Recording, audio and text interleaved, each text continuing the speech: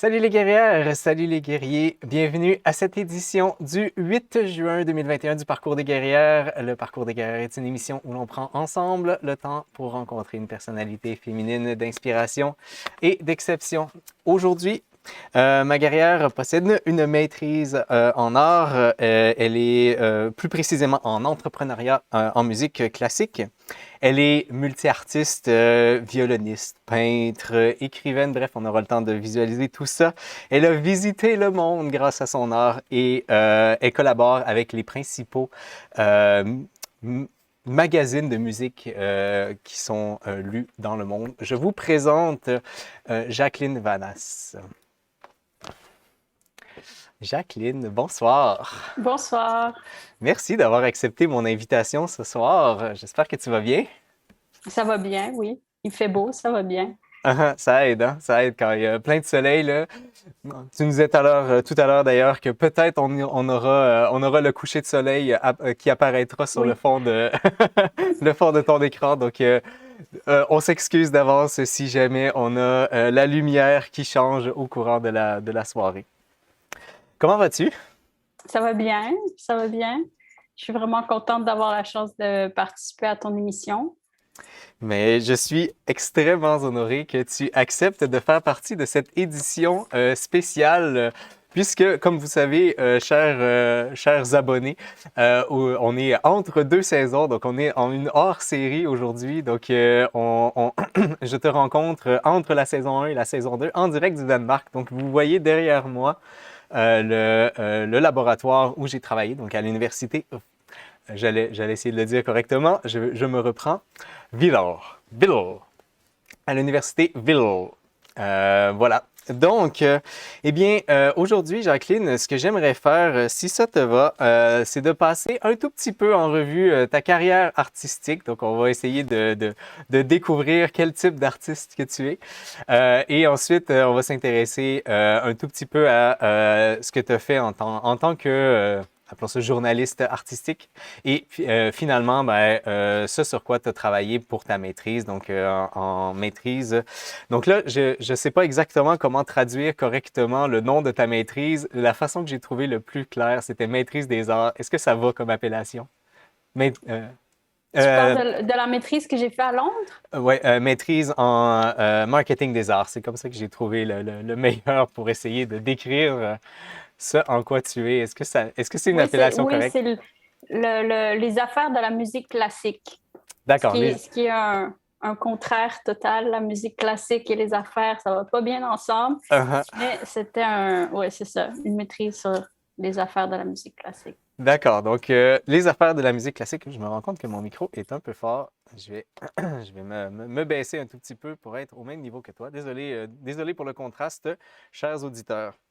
Donc, première thématique, ta carrière artistique. Donc, comme j'ai mentionné avant, tu es une multi-artiste, mais ma question que je voulais savoir, c'est est-ce que toi-même, tu te considères comme une multi-artiste?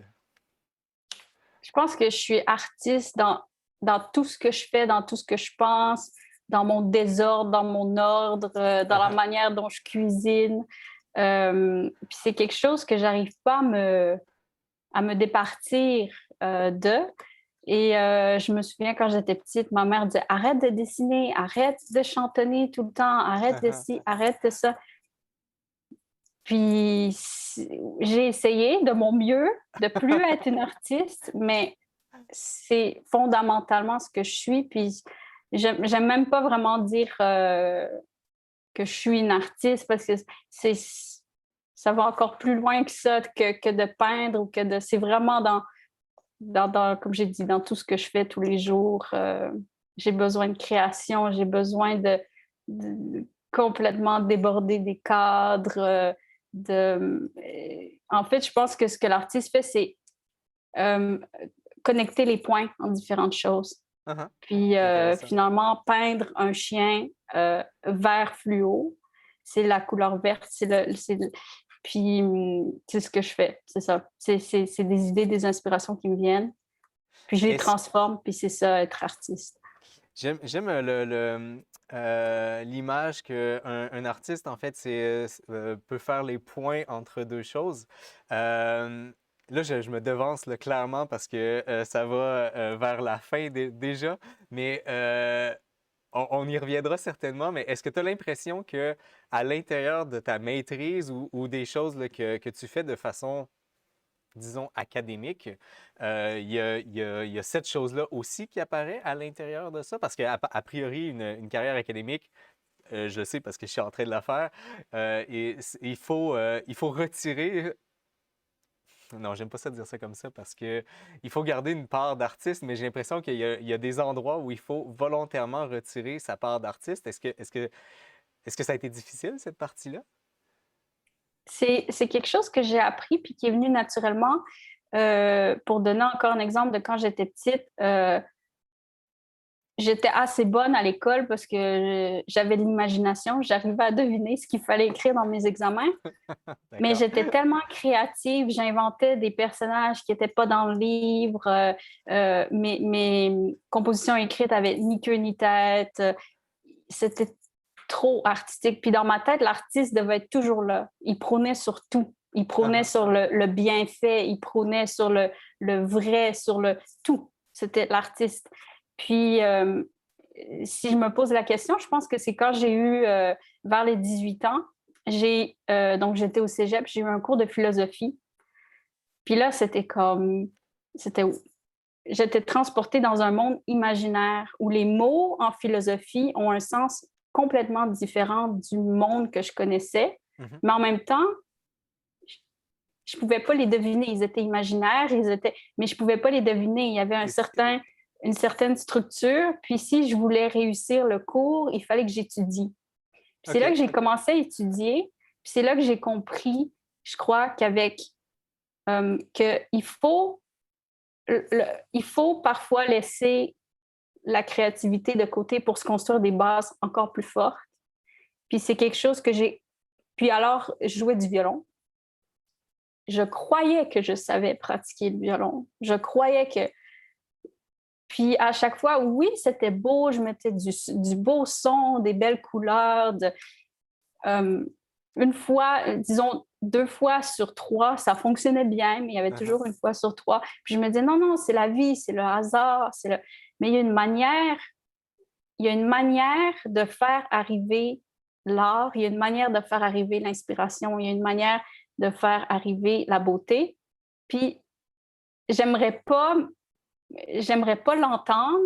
Je veux dire, si j'avais 12 ans, 15 ans, je pourrais pas croire que je dis ça maintenant, Uh-huh. mais je crois que pour que l'art devienne encore plus fort, il y a un travail à faire derrière. Puis peut-être que je devance un peu tes questions, mais à un moment donné, dans mon parcours, pour apprendre la discipline, j'avais pas envie d'avoir de la discipline. J'avais l'impression que j'en avais pas besoin, mais peut-être que je sentais au fond que c'était nécessaire. Je suis allée en Chine pour étudier la musique classique. On ne va pas en Chine pour étudier la musique classique. La musique classique, c'est C'est plus- occidental. c'est plutôt C'est, c'est, contre-intuitif, effectivement. Puis en fait, si on me connaît, ça me va bien là, parce que c'est exactement dans ce que je fais souvent, je fais exactement le contraire de ce que tout le monde fait. Puis ça, D'accord. c'est quelque chose qui me vient depuis très loin. Puis donc, je suis arrivée en Chine, puis j'ai appris la discipline. Mais la discipline, juste, par exemple, on me disait, ouais, mais euh, les violonistes chinois, ils savent jouer du violon parce que quand ils sont petits, leur maman s'assoit à côté d'eux, puis leur font jouer une mesure 50 fois. Puis là, je me suis dit, OK, je vais l'essayer, c'est ça que je vais faire. Puis j'ai joué euh, chaque mesure de mon concerto 50 fois. C'était 10 heures de travail tous les jours pendant 1 an et demi. Mais après, j'ai su jouer du violon. Après, je jouais comme un petit militaire, un petit robot. Donc Quand là je c'est le suis... moment de réintroduire l'art à ce moment-là. Oui, c'est ça, c'est ça. Il y a une sorte de... Il y a une sorte de... L'art revient au naturel, puis c'est comme si il est encore plus fort, encore plus beau, si on arrive à laisser aller la technique. Aussi, ça, c'est quelque chose que j'avais entendu un violoniste dire dans un concours. Il disait, « Ah, la technique, c'est à la maison, sur la scène, c'est la musique. » Je Uh-huh. me dis, mais comment on peut faire ça? Il nous faut la technique en concours de musique, il nous faut la technique. Puis là, j'ai compris. Parce que même si je joue plus du violon tous les jours ou que je reprends mon violon pour montrer à mes élèves comment jouer, puis le son y est, mais la technique y est aussi. Puis là, je Uh-huh. me dis, ah, si j'avais fait ça dès le début, si j'avais Ça- appris le français ou les mathématiques comme j'ai appris le violon en Chine, je- je- les possibilités que ça amène. Donc, toute cette longue explication pour dire que il- il- oui, il y a une structure qu'il faut avoir, il y a un travail derrière l'art. Puis, je pense qu'à un moment donné, c'est pour ça que les Picasso qui sont complètement explosés, qui ont l'air enfantins, qui ont l'air...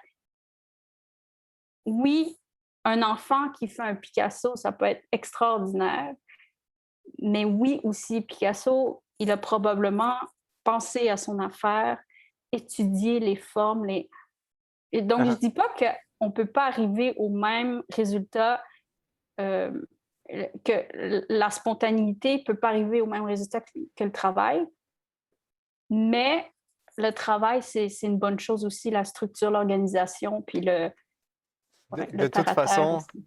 De toute façon, quand il y a le travail derrière, la spontanéité devient plus facile. En fait, je pense que si on demande Mm. à n'importe quel joueur de jazz ever qui doivent apprendre des structures hyper complexes et qui travaillent de façon absolument acharnée, mais c'est à partir de là qu'ils peuvent Mm. réellement recommencer à faire leur art finalement. Puis je pense que pour les sportifs, ça doit être la même chose parce que tu disais joueur de jazz et j'ai cru que tu allais dire quelque chose comme joueur de hockey ou quelque chose. Puis là, je me suis dit, mais c'est vrai, Tout à fait. c'est des heures de répétition au millimètre près pour que. Puis c'est one shot. Tu arrives aux Olympiques, là, tu as 30 secondes Pour faire je ton sais pas truc. combien, aux 20 mètres là, pour... Puis c'est là. Puis là, si tu cours juste comme tu as l'habitude de courir, tu ne seras pas le premier. Mais si tu cours comme tu as l'habitude de courir, puis qu'en même temps, tu as tout travaillé pour que ton inspiration soit là, puis que toutes les planètes s'alignent, toutes les étoiles s'alignent, c'est Là, là t'as que une tu vas être le chance. premier. Oui, c'est ça. Euh, est-ce que, je nous ramène dans le sujet de base, est-ce que tu te considères malgré tout, même si tu es clairement multi-artiste du plus profond de ton âme, est-ce que tu te considères musicienne avant n'importe quel autre art? C'est une question que je me suis posée. Si on me demande qu'est-ce que tu fais dans la vie, je vais dire violoniste. Puis OK. ça, je crois, je me la suis posée parce que donc, comme tu as dit, j'écris, je peins, je joue du violon, puis c'est tout, je fais de la sculpture, puis c'est tout des arts dont j'ai besoin, que j'ai besoin de pratiquer. Mais le violon, et puis j'en suis venue à la conclusion que finalement, le violon, pourquoi je dis que je suis violoniste, c'est à cause du milieu de la musique classique qui nous endoctrine, qui nous... Je ne sais pas si c'est nécessaire, je ne sais pas si...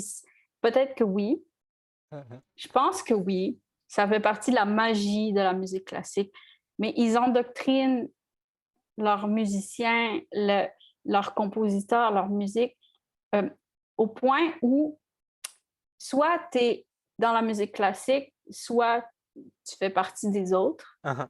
Puis je me souviens d'avoir grandi avec la conviction que parce que j'étais une violoniste, je ne vais pas dire j'étais mieux, Mhm. mais que j'avais quelque chose de spécial, de pour moi, de, de fort. Puis j'étais une violoniste, puis j'ai arrêté de jouer du violon entre l'âge de peut-être 11 12 ans OK. jusqu'à 18 19 ans. Et encore à 18 19 ans, on ne peut pas dire que c'était si sérieux que ça. Mais dans ma tête, si les gens me posaient la question, j'étais une violoniste. Parce que Même en ayant arrêté. Oui, parce que ma famille, finalement, je pense que c'était la musique classique. C'était je veux dire, mes parents ne jouent pas la musique classique du tout. Ça vient pas d'eux. Ça Mhm. vient du monde de la musique classique. C'est ce qu'on reçoit. Alors qu'en peinture, c'est pas vraiment ça.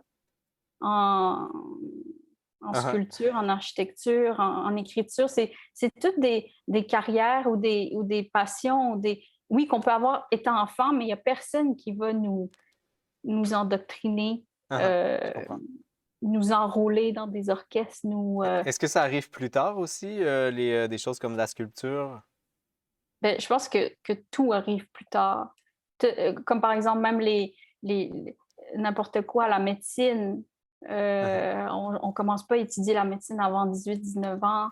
Puis la Évidemment. musique classique, comme autre chose, j'imagine la gymnastique, la danse, le sport, c'est quelque chose ouais, qui commence dès qu'on est tout petit, puis qu'à moins qu'on soit complètement, bon, je vais dire encore le mot, endoctriné, à moins qu'on soit complètement ouais, dans cette direction-là, c'est difficile de garder le cap puis de faire une carrière dans Je le comprends. domaine. Et éventuellement, ça finit par te définir, en fait.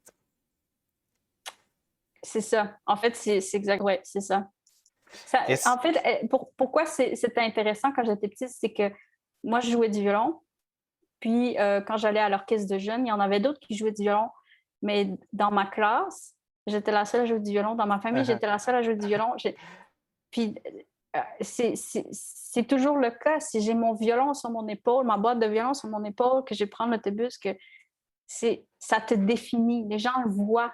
Tu as ton violon, tu es une violoniste. Ouais, Puis c'est comme un habit de bonne sœur. Tu es défini par ta vocation, par ce que tu fais. je comprends. Est-ce que le choix du violon t'avait été dédié ou c'est arrivé comme ça? Puis je pense que c'est d'autant plus pertinent comme interrogation puisque tu as arrêté si longtemps durant ton adolescence. Qu'est-ce qui t'a fait reprendre le violon à partir de ce moment-là, plutôt qu'un autre instrument, je veux dire? En fait, j'ai commencé le violon. Apparemment, je voulais chanter dans une chorale. D'accord. Puis, je sais pas d'où ça m'était venu, mais j'étais trop petite pour chanter dans une chorale. Puis, j'avais une cousine qui jouait du violon. Puis, je me souviens que quand on allait chez elle, là, il fallait être silencieux, puis tout le monde s'asseyait, puis tout le monde la regardait. C'est Je encore pense que l'endoctrinement là, qui vient, là. puis j'ai eu envie d'avoir ce genre D'attention. d'attention-là. Ouais, c'est quelque chose qui... Puis j'ai demandé pour jouer du violon. OK. Puis ma mère est assez... l'éducation que j'ai eue, c'est que si on commence quelque chose, on le fait pour vrai. Puis on pratique tous les jours, puis on fait les concerts. Puis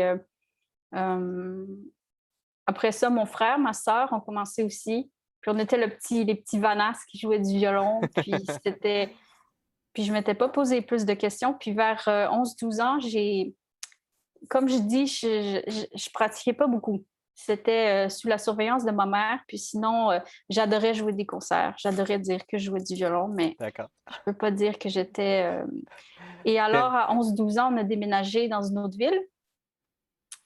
Et comme j'avais 11-12 ans, j'avais peut-être plus de liberté aussi. Mes parents n'étaient pas tout le temps là à surveiller ce que je faisais. Puis comme ils n'étaient pas là à surveiller, ben, je me disais, ben, je Ça peux ne sert à pas le rien. faire. Voilà. Et puis, Je m'entends un peu à travers toi actuellement.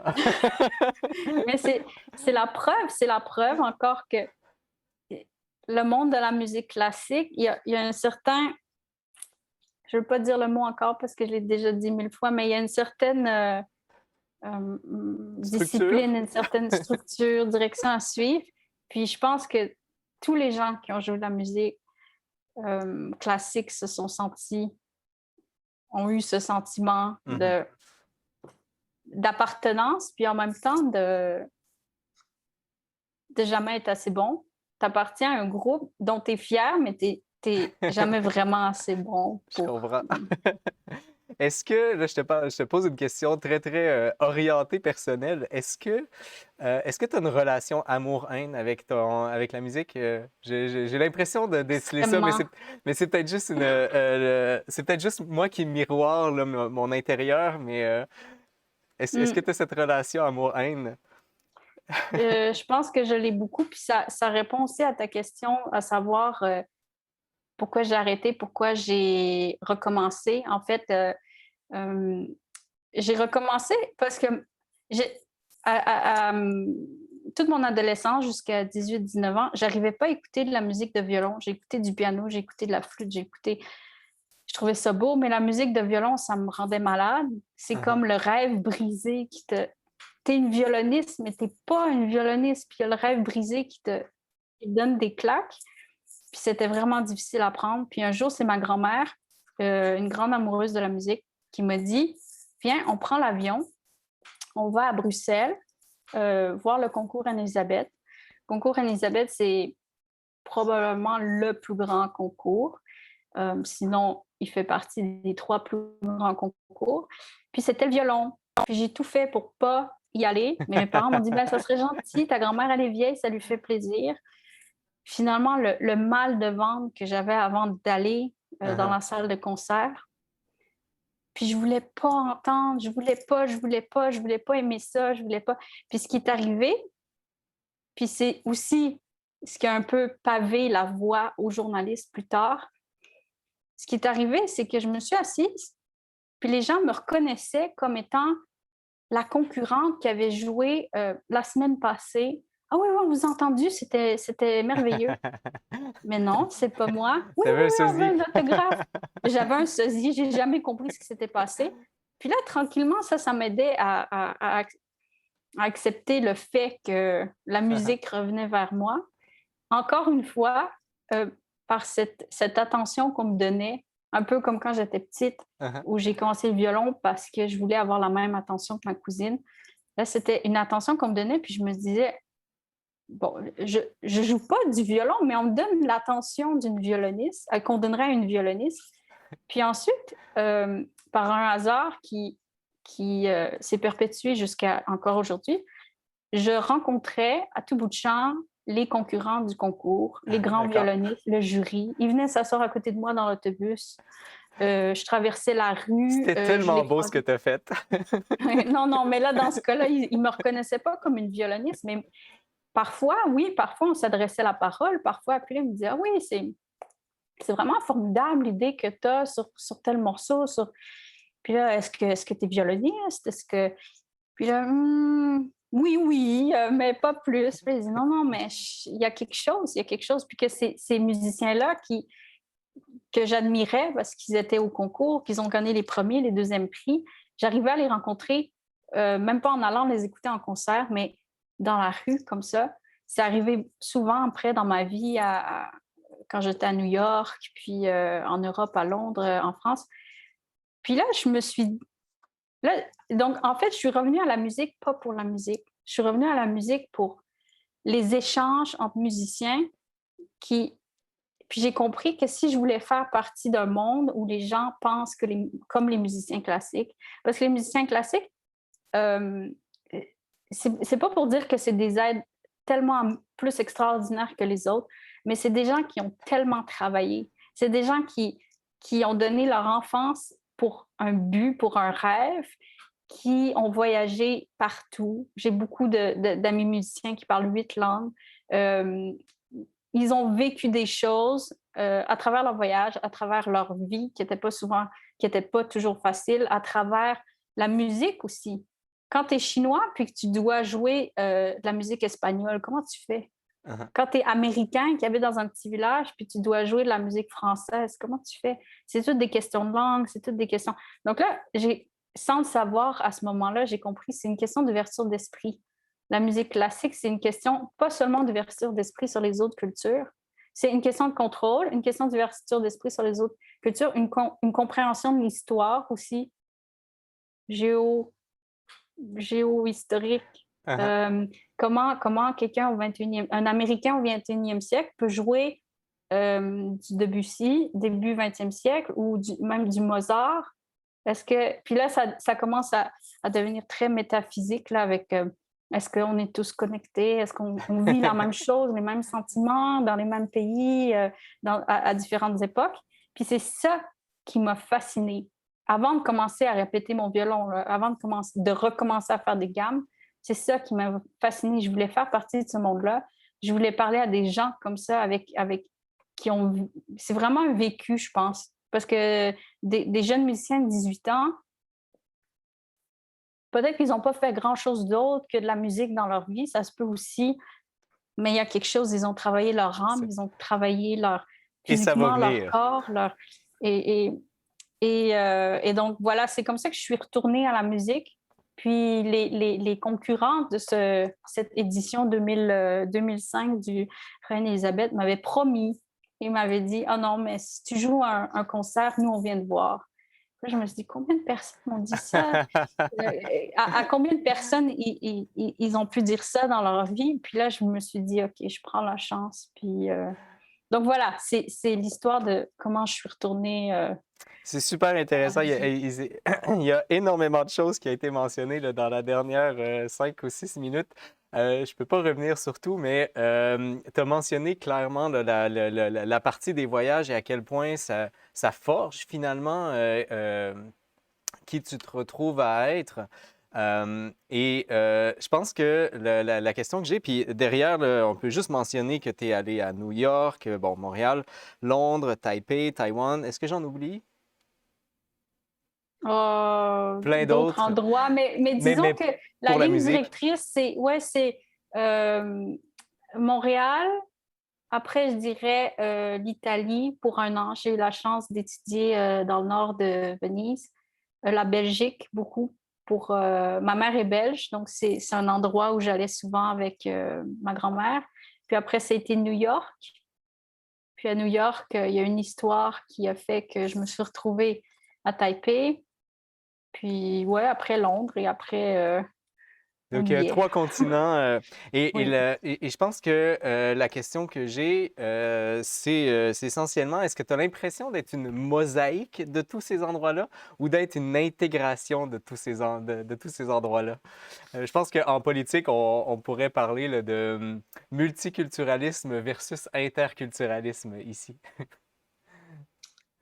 Je sais pas vraiment parce que au départ, ça faisait partie de moi aussi en tant que Canadienne belge.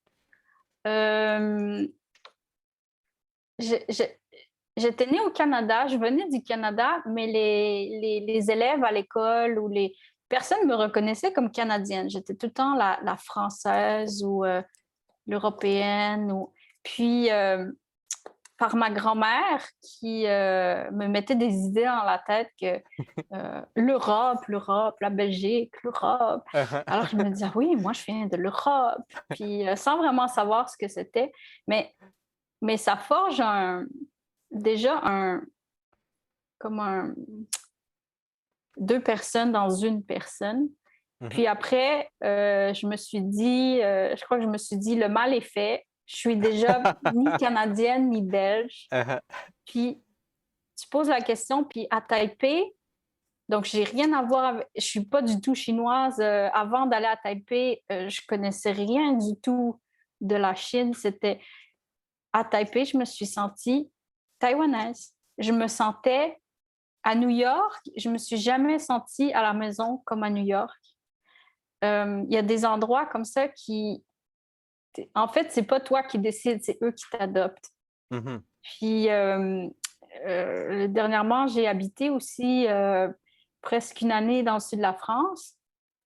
Puis là, je me suis dit, ah voilà, c'est de là que je viens. Je suis sud-française. Ouais. puis c'est une question. Je me souviens, j'avais du mal à raconter ce que je faisais dans la vie, puis d'où je venais, parce que les gens disaient, ah oui, toi, Jacqueline, tu fais quoi? Tu viens d'où? Puis là, à un moment donné, quand j'étais à New York, je disais, ah ben, je suis née au Canada, mais je viens de Belgique, puis j'habite à New York. Puis c'était suffisant. Mais après, quand il y a eu Taipei qui s'est rajouté, il y a eu Londres, il y a eu la France, il y a eu... Donc, pour toi, c'est Là, important de toutes les nommer parce que c'est réellement ton intégration, c'est toi, tous ces mais endroits-là. maintenant, non. J'étais juste, ah oui, je suis violoniste. Mais, mais je pense que D'accord. c'est important pour moi de savoir que c'est là. Je pense que je vis ma vie comme si, à la fin, il fallait que j'écrive un livre. OK. Donc, chaque Intéressant. chapitre a besoin d'être bien rebondissant d'aventures et D'aventure de... pour que ce soit intéressant sur tout le long. Voilà, voilà. Excellent. Euh, Dernière question que j'ai par rapport à la musique avant qu'on passe, parce qu'on est déjà à mi-temps. Est-ce que j'ai juste amené sur le sujet de l'enseignement parce que ça fait aussi partie de toi au niveau de la musique. Et donc, je lis premièrement une chose que tu as dite. J'avoue que j'ai un blanc sur l'endroit.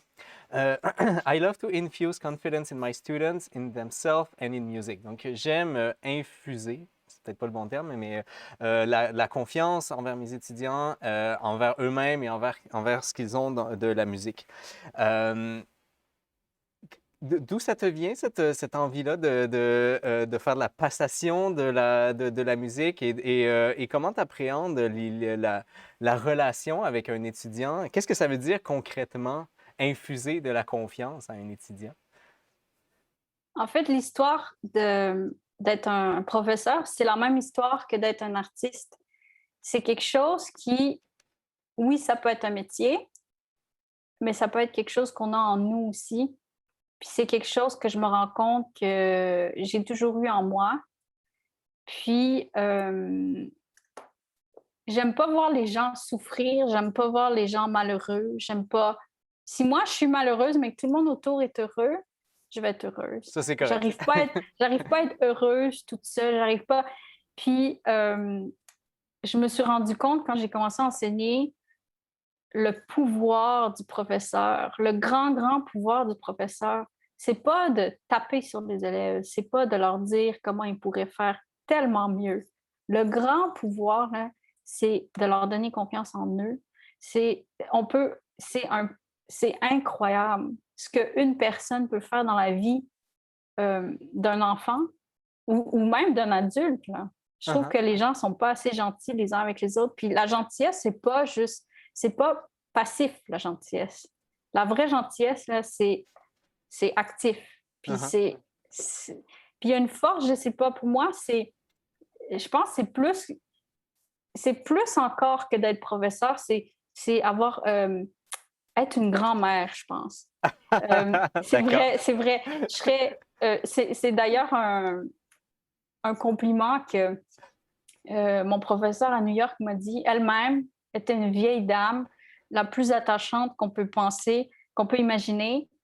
Rien à voir avec tous les autres professeurs. Je veux dire, j'ai eu des très bons professeurs, très généreux, mais je sais qu'il y a aussi des professeurs qui abusaient un peu de peut-être leur frustration, de leur pouvoir. Puis donc, cette professeure à New York, c'était comme la grand-mère des dessins animés de Walt Disney. Uh-huh. C'était. D'accord. Puis là, C'est un guide. par exemple, pour ouvrir une parenthèse, j'arrivais stressée à mon cours, j'avais pas envie, il faisait froid. Puis là, elle s'asseyait, elle souriait. Puis là, elle disait quelque chose comme qu'est-ce que tu vas me jouer de formidable aujourd'hui? J'ai trop hâte.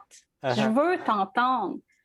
Puis là, ou bien, puis après, elle-même m'a infusé cette confiance. Chaque fois qu'elle était dans une salle, peu importe combien effrayant c'était de jouer dans cette salle, si elle était là, elle s'asseyait, elle faisait son petit sourire qui disait tout va bien aller.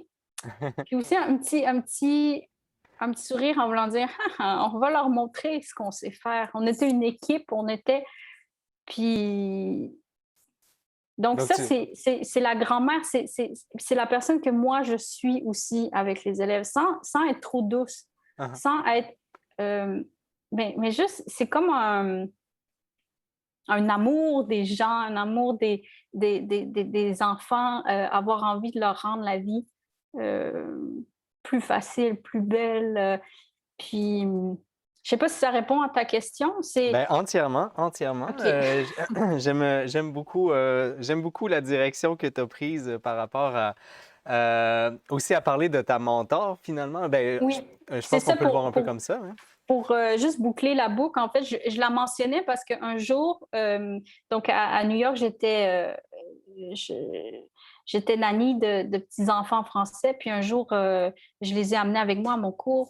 Puis elle m'a pris dans ses bras, la professeure, puis elle m'a dit ah, tu vas être une grand-mère incroyable. Puis je me disais, mais pourquoi quelqu'un dit ça à quelqu'un de jeune? On dit pas ça, on dit une mère, on dit. Puis après, c'est quelque chose sur lequel j'ai réfléchi, puis c'est ça.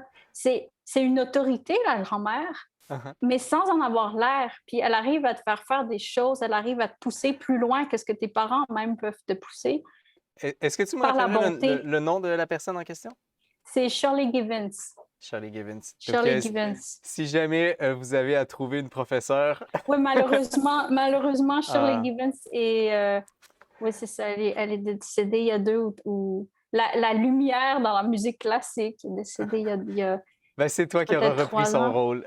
J'espère, ça serait. Oui, ce serait un honneur. Je nous amène, Jacqueline, sur un autre art, l'art visuel, donc la peinture. Donc, je ne sais pas comment le dire correctement, mais tu as étudié un peu à l'École des beaux-arts à Montréal, c'est bien ça?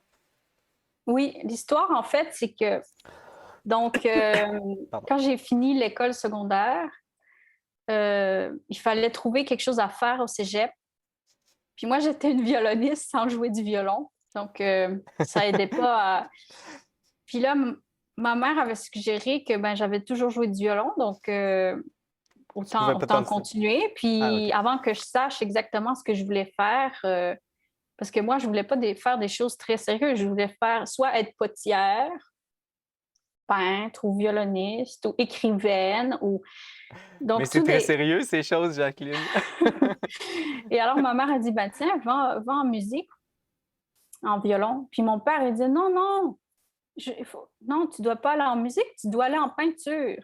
Puis là, moi, j'aimais bien raconter aux élèves à l'école, dire, ouais, ben, mon père, il va me forcer à aller en peinture. Puis finalement, j'ai essayé un cours, puis j'ai beaucoup, j'ai toujours dessiné, j'ai toujours un peu peint, mais jamais vraiment avec de la structure.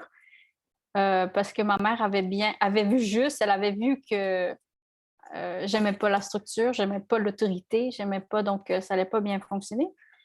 Mais j'ai essayé la peinture, puis ce que j'ai adoré, c'est le contraste avec la musique classique. La musique classique, à tout instant, si tu fais une erreur, c'est fini. Parce que l'art se déroule dans le temps, le morceau dure 3 minutes 50, puis chaque seconde de ces 3 minutes 50, c'est une grande Ils importance. ont Puis tu toutes es la sur même la importance, ouais. corde raide. Puis si tu fais une faute, oui, OK, c'est pas grave, mais en même temps, Bach ou Mozart, ils n'ont pas écrit le morceau avec une faute. Donc, tu as une responsabilité.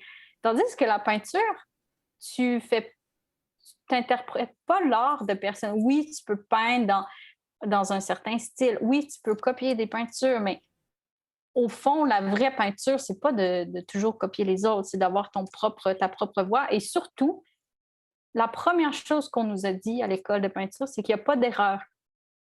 Mais ça paraît pour n'importe qui nous écoute. C'est un Ah ben oui, relâchement. ça fait. Ouais, un relâchement. Oui, ça fait du sens. Mais quand on vient d'un background de musique classique où chaque millimètre de doigt, de chaque tension a une importance capitale, puis que tu fais tout le temps des erreurs. Parce que ton prof te dit tout le temps non, non, Ça, c'est non, pas non. bon. Puis là, on te dit que peu importe la couleur que tu choisis, peu importe ton rond, il n'est pas assez rond, mais pas grave, tu t'effaces avec la couleur blanche, avec la couleur noire. Puis là, tu choisis une couleur. Est-ce que c'est vraiment la bonne? Ben, si toi, tu décides que c'est la bonne, c'est la bonne. Puis pour revenir à l'histoire que j'ai dit, c'est comme la musique classique. Là. Si tu as le travail derrière, ça aide l'inspiration, ça aide la compréhension. Puis moi, grâce aux cours de peinture que j'ai pris, là, j'ai plein d'outils qui me permettent d'aller beaucoup plus loin dans ce que je fais. Donc, je suis vraiment contente de ça. Mais juste pour dire, c'est ça. Le fait que je pouvais faire des erreurs, puis j'ai retrouvé ça avec la sculpture encore plus. Ça, c'était incroyable. Une motte de terre, puis tu la façonnes, puis à tout moment, tu la remets en boule, puis tu recommences. Tu recommences. Puis, ouais, tu Je, recommences. je n'ai pas malheureusement d'image de tes sculptures. Par contre, j'ai quelques images de tes peintures. Je me trompe pas, hein, c'est bien de toi celle-ci? Oui, Parfait. oui. J'ai vu le regard, j'ai fait « Ouh! » au cas où. Non, non, non, non, c'est. Euh, Tiens, j'en montre une autre juste pour se faire plaisir.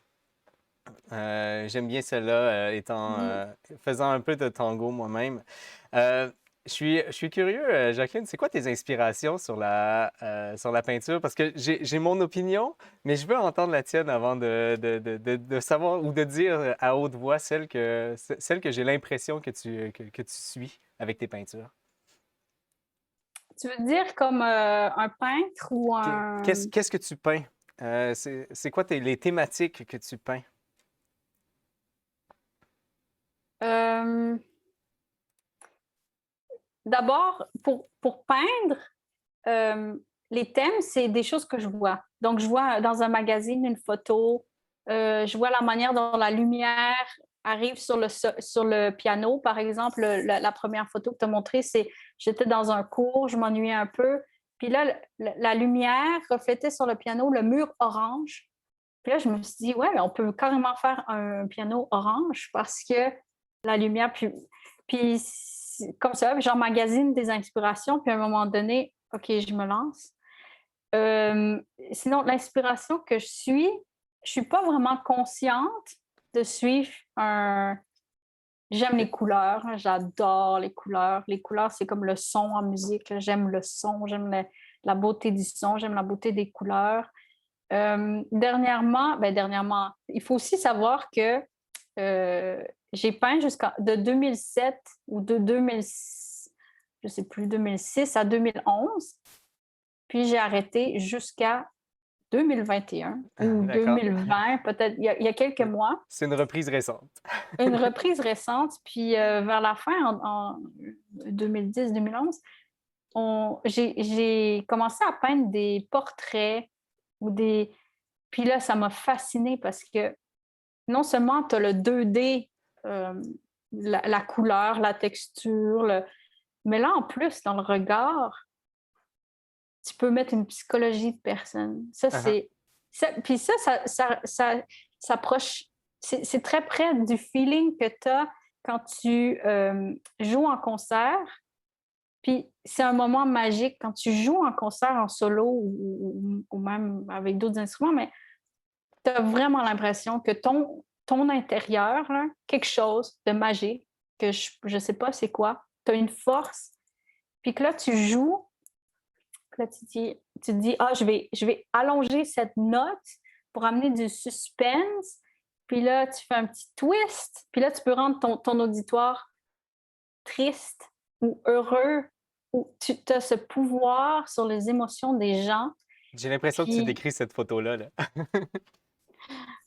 c'est très dramatique. Puis après, c'est ça dans les yeux, tu peux vraiment, avec la peinture, tu peux jouer, tu peux. Puis ce que j'aime avec la peinture, c'est que peut-être c'est quelque chose. La musique classique, l'émotion se déroule dans le temps. Donc, c'est comme regarder un film. Tu regardes un film, puis là, ah, tu te sens triste, tu te sens heureux, là, bon, ils sont amoureux, là, ils sont fâchés, là. Puis quand le film est fini, tu as un feeling du film qui est plein de souvenirs. Puis là, comme quand tu écoutes un concert, en peinture, c'est un, un punch. Tu regardes la peinture, puis wow! Un peu comme peut-être un parfum ou un wow! Puis après, si tu as la peinture chez toi, tu vis avec la peinture comme tu vis avec une personne, puis là, tu crées des souvenirs. Il y a eu un moment, par exemple, j'ai toujours su que je voulais partir à l'étranger pour étudier le violon. Je voulais aller en Belgique, je voulais aller en Europe. Puis je l'ai fait finalement assez tardivement parce que j'aurais pu partir tout de suite après l'école secondaire. Puis finalement, une des raisons pour lesquelles je l'ai fait assez tardivement, c'est qu'après avoir commencé à faire de la peinture, je me suis mis à tapisser mes murs de mes tableaux. Puis c'était tous des gens avec lesquels je vivais tous les jours.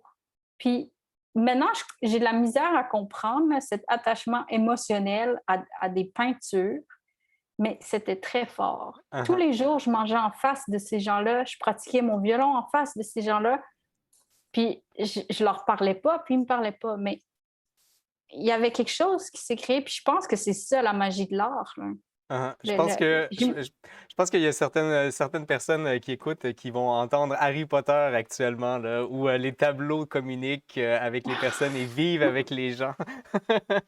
Je m'imaginais dans un monde comme Oui, ça, là. hmm. Écoute, je t'amène sur un autre sujet parce qu'il nous reste que 15 minutes avant la fin de l'émission et je veux certainement parler d'autres choses. Passons tout de suite au journalisme. On va essayer de condenser ça en 5 à 6 minutes pour pouvoir garder le marketing des arts pour le reste. Euh, En fait, je pense que la première question que j'ai, puis tu as déjà mentionné un peu d'où est-ce que ça venait, mais tu as beaucoup fait en fait des entrevues. Je vais poster d'ailleurs dans les commentaires là, avec la vidéo qui va suivre le lien vers les choses. Donc, je vous invite tout le monde à lire les entrevues en question. C'est super intéressant. Mais la question que j'ai, Jacqueline, c'est maintenant que ça fait 45 minutes qu'on est ensemble, comment c'est d'être dans l'autre côté de l'entrevue? J'aime vraiment ça. Je savais pas si j'allais aimer ça, mais j'aime vraiment ça. Je pense que ça répond au même besoin que quand j'ai commencé à jouer du violon. La raison pourquoi j'ai commencé à jouer du violon, la raison pourquoi je me suis mise à interviewer les gens, c'est un... Il y a une dimension en plus, le fait que c'est live, le fait que c'est maintenant qu'il faut que tu dises tes réponses. C'est pas comme tu écris une dissertation, puis tu peux aller changer. Puis c'est vraiment un amalgame entre la musique classique, finalement, où tu dois produire maintenant un sans faute, mais en même temps, c'est pas préparé. Donc, c'est un peu, il y a le côté peinture, le côté tout peut arriver. Puis non, j'adore Donc, ça. donc, tu vis ton art actuellement, c'est ce que tu es en train de dire? Voilà. Voilà. J'adore ça. Euh, pardon. Quand, personnellement, tu sais, j'ai eu quelques entrevues déjà avec plusieurs types de personnes et j'ai l'impression que les entrevues que j'ai faites, c'est toujours à chaque fois un petit peu de sagesse que je gagne à discuter avec les autres. Est-ce que tu as un feeling similaire avec les personnes que tu as rencontrées? Tout à fait, parce que la manière dont ça... est-ce que tu serais intéressé à ce que j'explique comment c'est arrivé que... Ben, je t'en prie. OK. Donc, j'étais à New York, puis j'étais très malheureuse. Je venais de passer un an en Italie, la grande liberté entre la Belgique et l'Italie, avec ma grand-mère, à étudier le violon, à aller où je veux, quand je veux, tout pour l'art.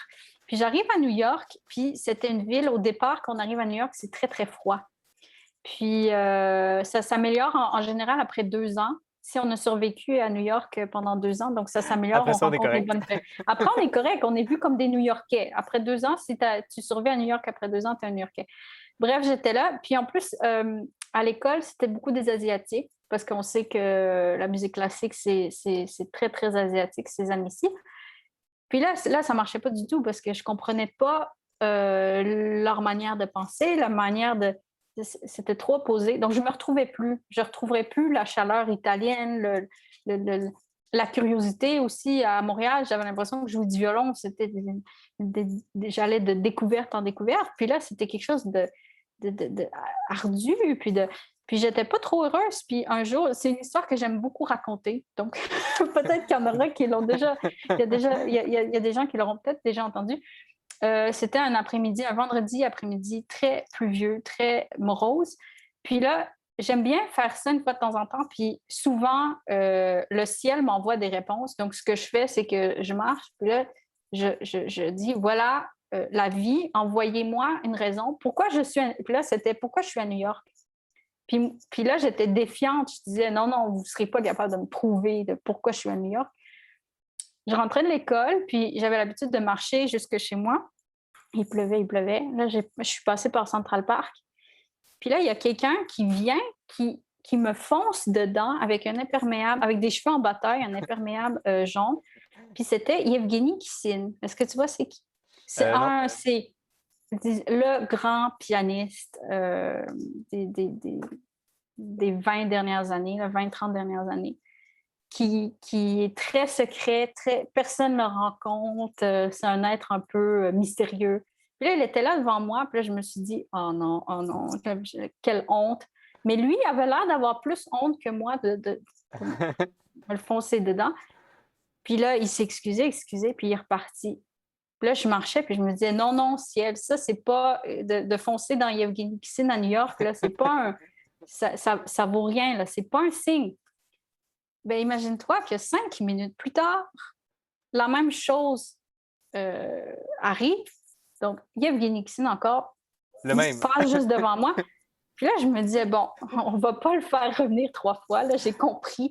Puis ce que j'avais compris, en fait, c'est que j'en avais contre le fait que tout le monde était des grands musiciens classiques à New York. Là, je me disais, comment je vais faire ma place, moi? Tout le monde est déjà donc bien formidable. Après ça, j'en avais contre le fait que tout le monde était connecté. Il y avait Facebook, dans le temps, il y avait MySpace. Moi, j'avais pas envie d'être connectée. Moi, j'avais envie d'être Europe 18e siècle, la violoniste, la vraie artiste. Puis là, je me suis dit, bon, j'ai compris. Dans les rues à New York, à tout bout de champ, je rencontrais Itzhak Perlman, Pinchas Zuckerman, tous les jeunes violonistes qui avaient joué dans des compétitions. Puis là, je me suis dit, voilà, c'est pour ça que je suis à New York. C'est pour aller les voir, leur parler. Rencontrer tout ce monde-là. Voilà. Puis, ça découlait aussi d'une autre histoire, c'est que j'étais très, très timide. Puis pour moi, parler à ma cousine ou ma tante, ça me demandait le même effort. C'était aussi difficile que de parler avec la reine d'Angleterre. Donc, je me suis dit, autant. Puis là, je me donnais des missions. Je me disais, OK, demain, je vais essayer d'interviewer Itzhak Perlman. Puis là, puis tranquillement, je demandais aux musiciens, aux grands musiciens, je disais, ben, est-ce que vous auriez le temps pour une interview? Ah oui, oui, oui, pas de problème. Puis comme ça, je voyais que ça leur faisait autant plaisir de me parler que moi de leur parler. Puis chaque fois, dans mes études, dans ma vie, chaque fois que j'avais une question pour eux, comme par exemple, tu te demandes, ah, mais comment est-ce que tel violoniste a fait tel accord, ou comment il est arrivé à faire une carrière malgré un handicap, ou puis là, je me dis, ah, ben c'est simple, je vais leur demander. Puis je pense que ce que j'ai amené dans mes textes, c'était le côté professeur qui est en moi, pas le professeur autoritaire qui dit, bon, maintenant tu m'écoutes puis tu fais tes devoirs, mais le professeur qui, même si l'élève ne veut pas rien entendre puis ne veut pas apprendre, l'élève apprend par un sentiment de bonté, parce qu'il voit que pour nous, ça compte. Puis donc, mes articles, c'est pas quelque chose que j'ai essayé de faire, mais mes articles sont toujours à la portée de tout le monde, même s'ils ne sont pas highly qualified en musique classique. Là. Tout à fait. Puis, donc voilà. Est-ce que c'était la question au départ que tu m'as... Je pense pas que c'était la question que tu m'avais... Écoute, on couvre l'intégralité de ce que j'aurais pu te demander, je pense, sur le journaliste. Peut-être une dernière question très, très rapidement. Si, je pense que tu n'en fais plus actuellement, là, mais mettons que tu avais à en faire, est-ce qu'il y a une personne que tu n'as pas interviewée, que tu aimerais interviewer? Ben, je fais encore des interviews, puis mais tu as raison, pas comme avant. Comme ça, vite, vite, là, tu m'as demandé qui. Je ne sais pas pourquoi. Là, vite, vite, je dirais Roger Federer. Voilà. Je l'ai vu une fois dans un... C'est mon éponyme.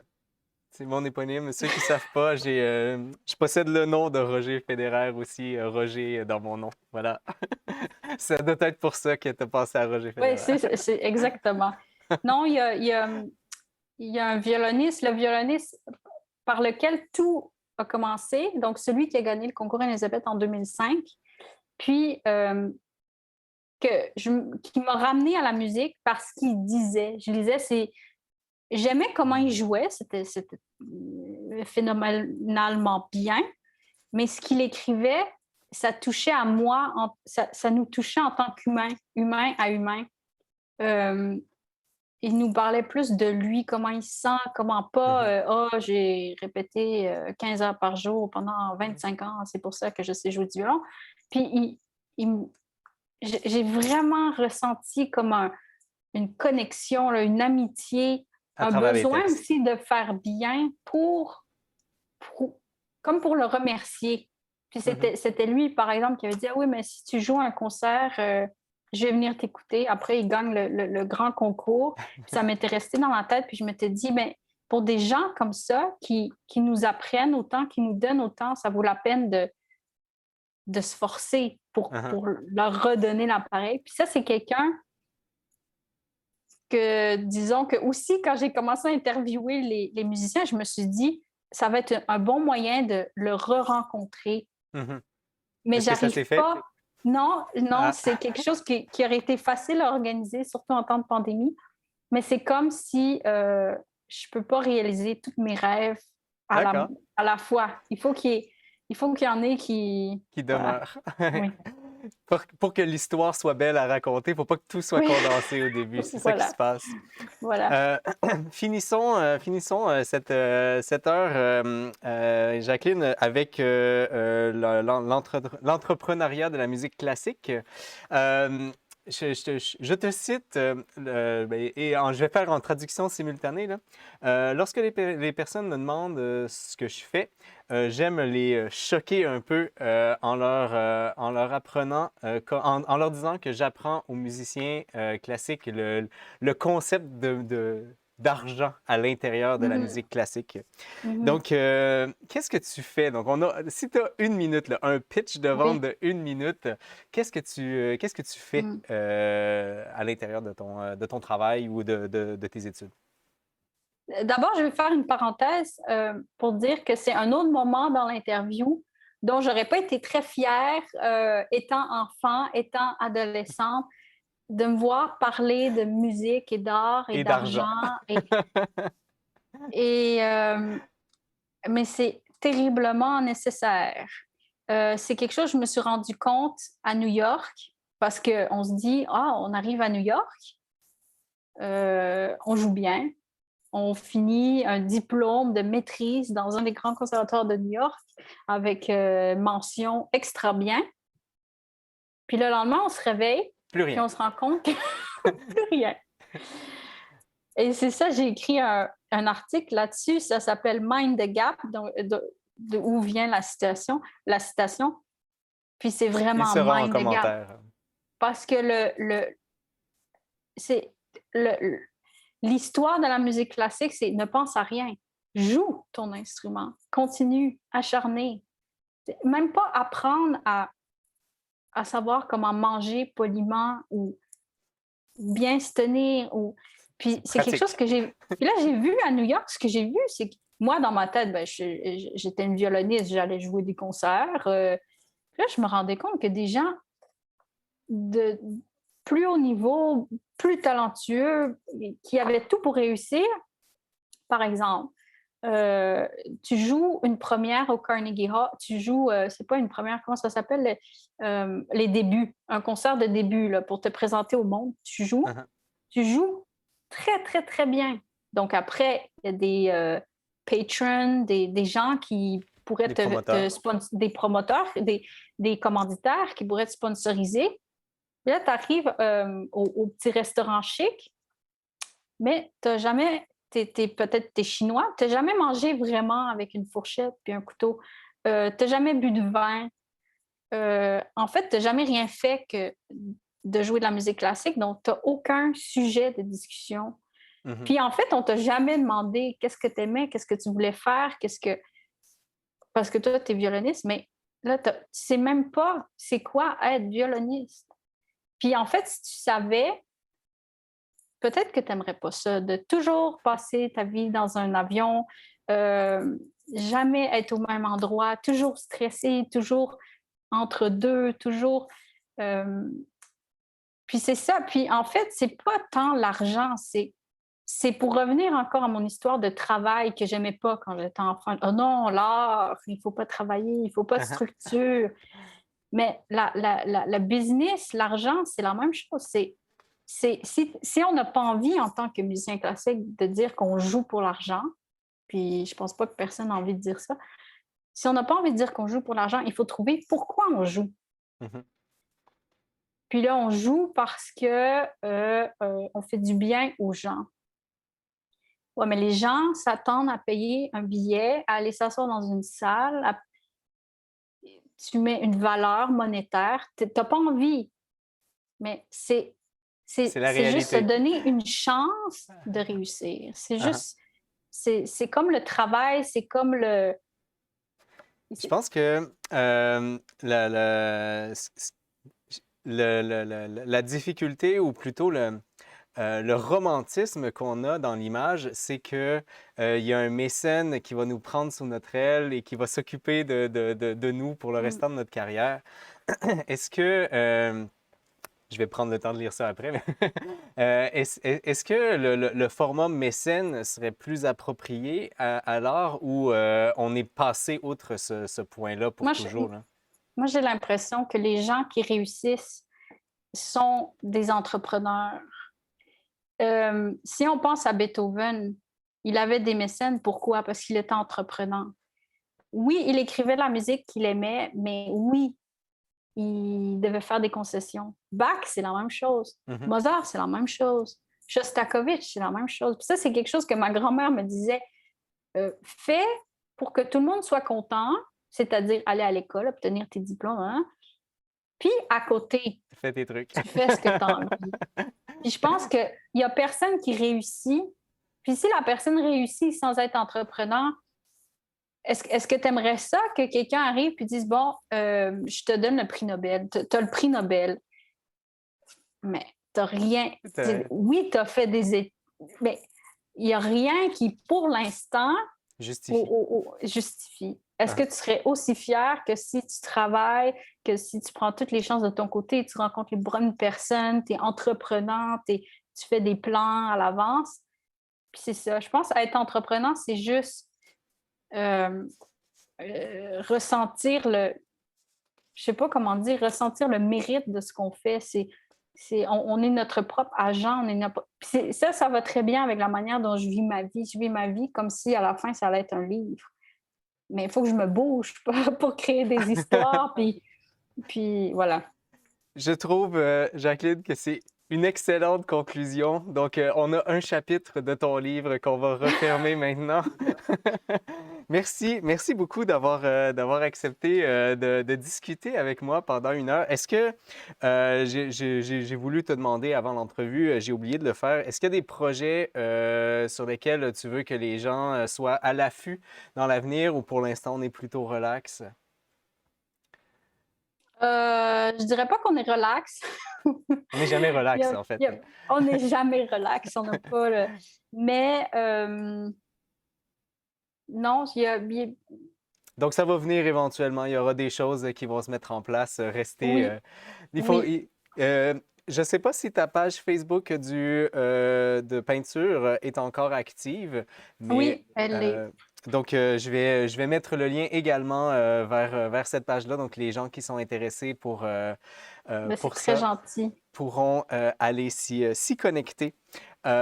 Pour vous, chers auditeurs, eh bien, merci d'avoir été des nôtres aujourd'hui.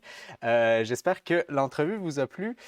Si c'est le cas, eh bien, je vous invite évidemment à partager aux personnes que vous connaissez qui pourraient être intéressées. J'ai aussi, c'est tout nouveau, un Instagram. Donc, si vous êtes intéressé par les photos sur lesquelles je travaille depuis quelque temps, eh bien, vous pouvez aller voir cela. Sinon, bien, notre prochain rendez-vous, c'est d'ici quelques semaines, à mon retour à Montréal. Il n'y aura pas d'autres hors-série, malheureusement. À mon retour à Montréal, je rencontrerai Anaïs Laurent, qui est vice-championne du monde en patinage de roues alignées en vitesse. Donc, un sport complètement fou. Je suis sûr que je vais avoir des extraordinaires vidéos à vous montrer là-dessus. Et elle est organisatrice aussi d'un marathon de rollerblade, de patin à roues alignées. Voilà, merci encore, Jacqueline. Je te souhaite une excellente soirée et à tout le monde aussi. C'est le scientifique du lundi qui vous souhaite bonne science. À bientôt.